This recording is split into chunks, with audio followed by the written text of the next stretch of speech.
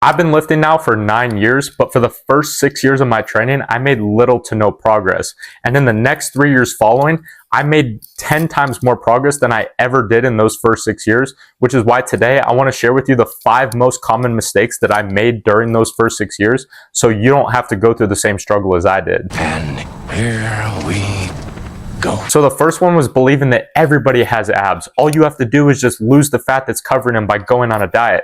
You've probably heard that one before, right?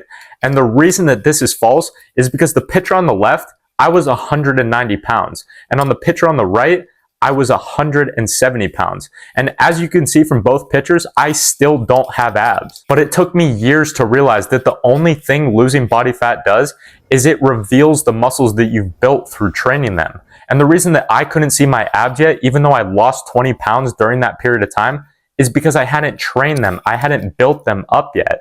So train your ab muscles just like you would with any other muscle that you want to stand out in your physique. And eventually when you do go on a cut and you lose enough body fat, you're actually going to have something to show off there instead of whatever the fuck this shit is. But this actually leads me into the second mistake that I made, which was that I wish I created my own workout plan sooner. Because for the first 6 years, my training plan was fucking terrible, and my lack of results showed for it, obviously.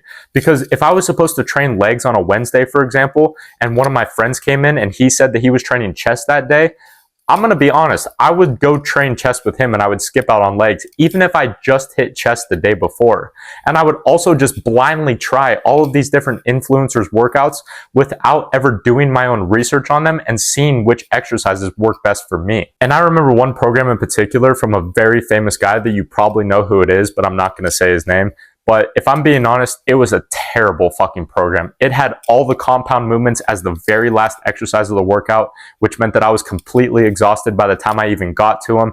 And a lot of the exercises were just overcomplicated, and I didn't even feel the muscle that was supposed to be worked during that exercise. But the issue was, and the reason I'm telling you this story, is I never did anything about it because I felt like I didn't have the confidence in myself to change my own workout program, as stupid as that sounds. But it's an issue that I see a lot of guys facing nowadays.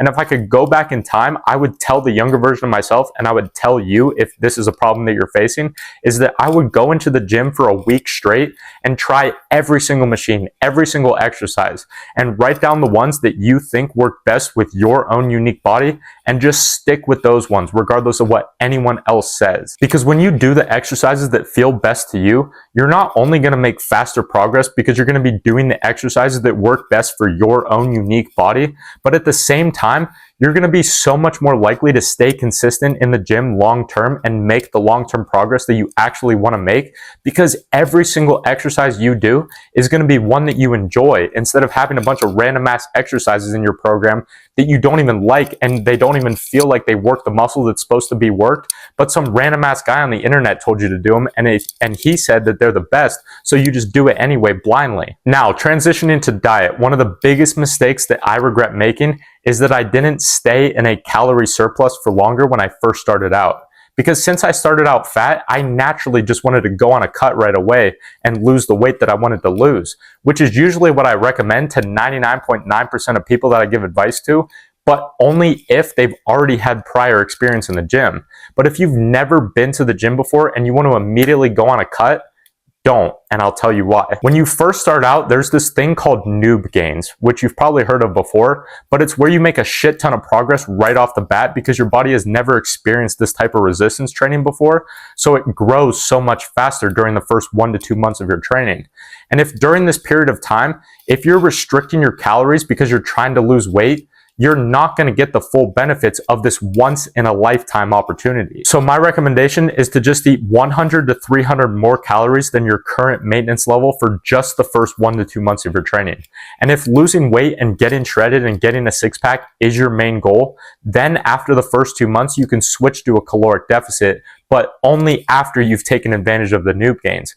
Because now, once you go to lose weight, you're already going to have a strong foundation of muscle mass that can be revealed, like I mentioned in the first example, as you begin to lose more and more body fat. Which leads me into the third mistake that I made, which was going on a dirty bulk.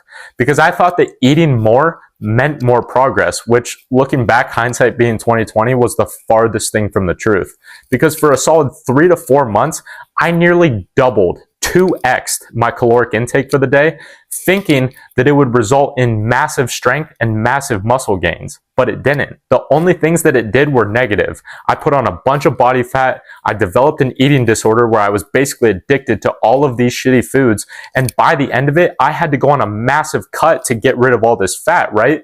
Which included a 4-day water-only fast. So the lesson here is don't use bulking as an excuse to eat shitty foods, because not only are you going to look worse by the end of it, but you're going to feel worse physically and mentally as well. And staying on the topic of diet is a bit of a controversial one, but it's that you cannot out-train a bad diet, because you most certainly can. What?